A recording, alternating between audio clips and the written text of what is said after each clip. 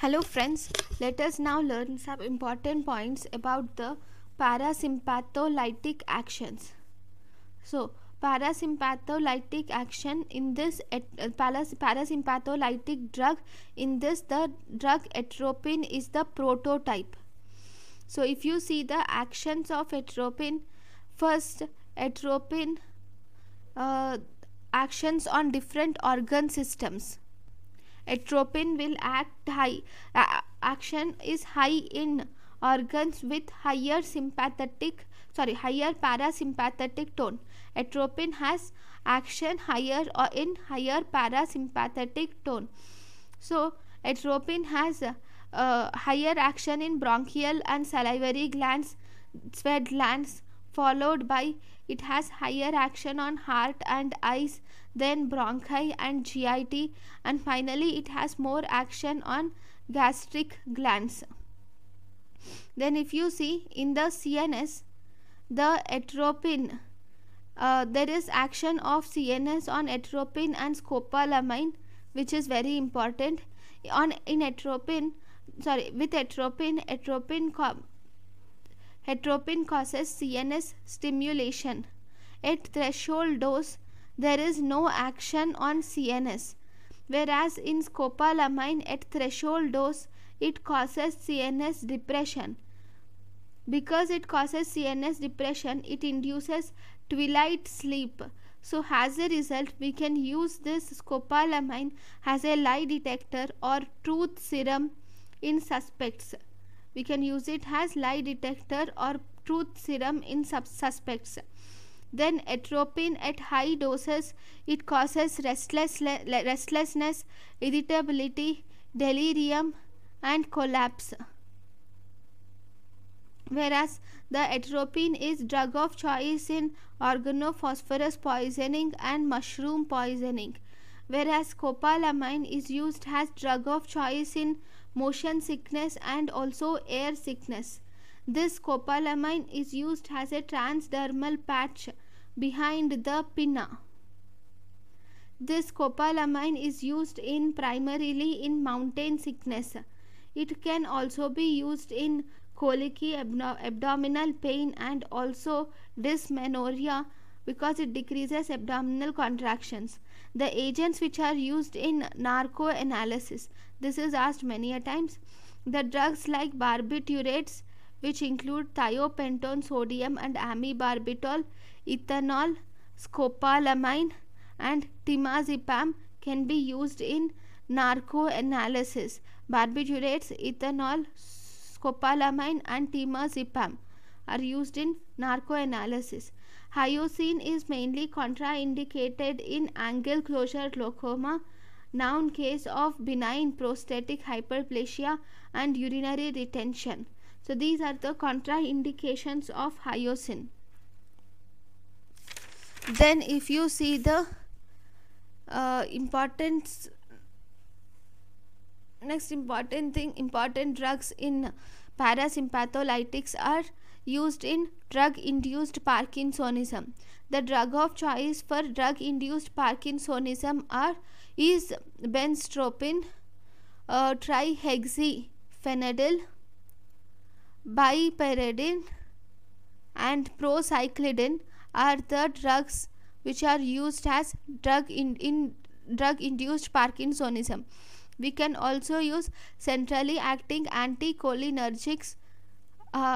These are centrally acting anticholinergics which are used in drug-induced Parkinsonism. Then we have action on eye. In eye, with M3 receptors, they act on eye.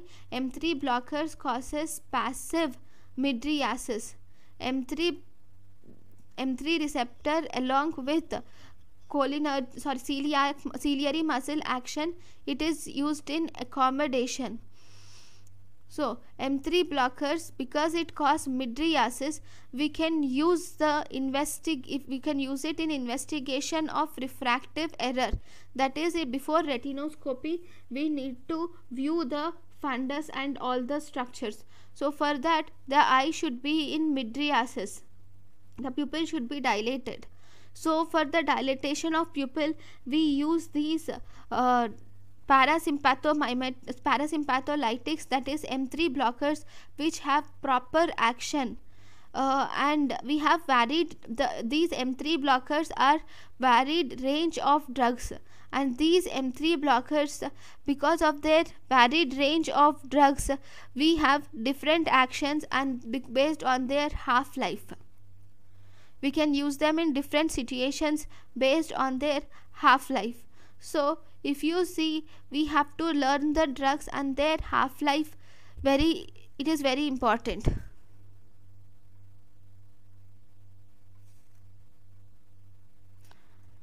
So the first drug here with its half life, if you see, the atropine has half life of 7 to 10 days, because it has longest half life, and it is the most potent cycloplegic. It is preferred in children less than 7 years of age, because the cycloplegic action in children is maximum.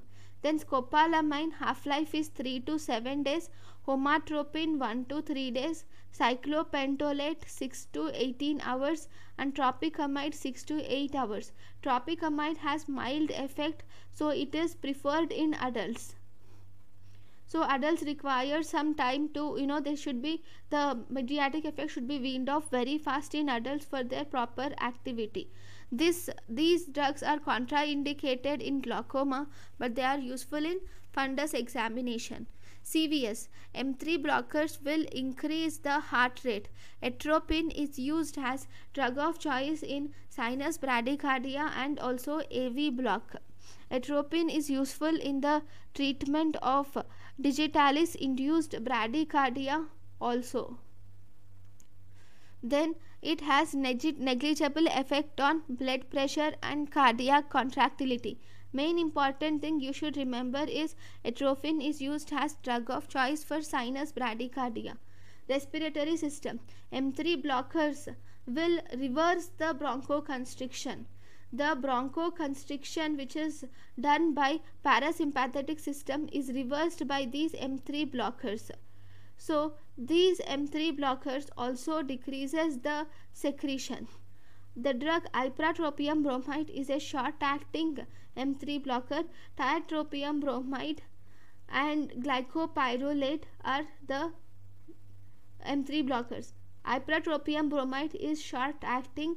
Tiotropium bromide is long-acting selective M3 blocker, and this is used in COPD patients, and glycopyrrolate is used in pre-anesthetic medications and in reflex bronchospasm during general anesthesia.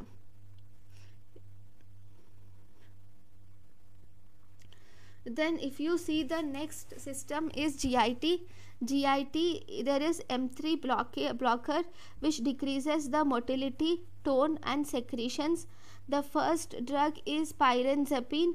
Pirenzepine and tilenzepine are selective M1 blockers, and these pirenzepine and tilenzepine are used in peptic ulcer disease treatment. Then drugs like hyoscine, propanthelin, dicyclomine, propanthelin, oxyphenonium and clidinium. These drugs are used as antispasmodic agents, and because they are used as antispasmodic agents, they are used in the treatment of intestinal colic, biliary colic and traveler's diarrhea. The drugs like dorifenacin and solifenacin are selective M3 blockers which are used in the treatment of irritable bowel syndrome or overactive bladder. Then in genitourinary system, the drugs like dicyclomine, flavoxate, oxybutynin, tolteridone. See, dicyclomine, flavoxate, oxybutynin are used in the treatment of urinary incontinence and renal colic. Tolteridone, fesoteridone, darifenacin and solafenacin. Fesoteridone is a prodrug of tolteridone. and solafenacin. So all these are used in the treatment of urinary incontinence only. See, these parasympatholytic drugs are mainly causes, see, normally parasympathetic system causes relaxation of trigone and contraction of detrusor muscle, thus leading to voiding. So the parasympatholytics, which are the blockers of M3 receptor, will cause detrusor muscle dilatation or relaxation and detrusor muscle contraction and trigone relaxation. I mean, they cause correct opposite and thus resulting in urinary retention. So these drugs can be used in urinary incontinence. So atropine is contraindicated in children due to the risk of hyperthermia, which is due to decreased sweating. So I just thought of showing the action. So this is the bladder, right? So this is the bladder and this is the action of M3 receptor. M3 receptor causes contraction of detrusor muscle and it causes relaxation of trigone, thus resulting in voiding of the bladder. But when you block this M3 receptors, then there is no contraction of the detrusor and there is no relaxation of trigone, thus the sphincter is not open. So the sphincter is closed and this results in urinary retention here itself in the bladder. So this can be used in conditions where there is urinary incontinence. Okay, this is how this works. I just thought I would have confused you with my previous words. So atropine is contraindicated in children with hypothermia because of hyperthermia. Next, it is contraindicated in children. Then solifenacin is the longest acting drug above and shortest acting is oxybutynin is the shortest acting drug and it has maximum risk of dry mouth. Oxybutynin, shortest acting drug with maximum risk of dry mouth. Solifenacin, which is longest acting drug. Then we have the next drug, which is trospium. Trospium is a quaternary amine structure with minimum CNS penetration. Trospium has less risk of causing impairment in cognition and this is safe in elderly. This trospium is the only drug that can be used in acetylcholinesterase inhibitors. Trospium is the only drug that is not metabolized by liver and it is safe to use with CYP inhibitors. Then mirabegron. Mirabegron is a beta 3 blocker. This mirabegron is used as it is a new drug for overactive bladder.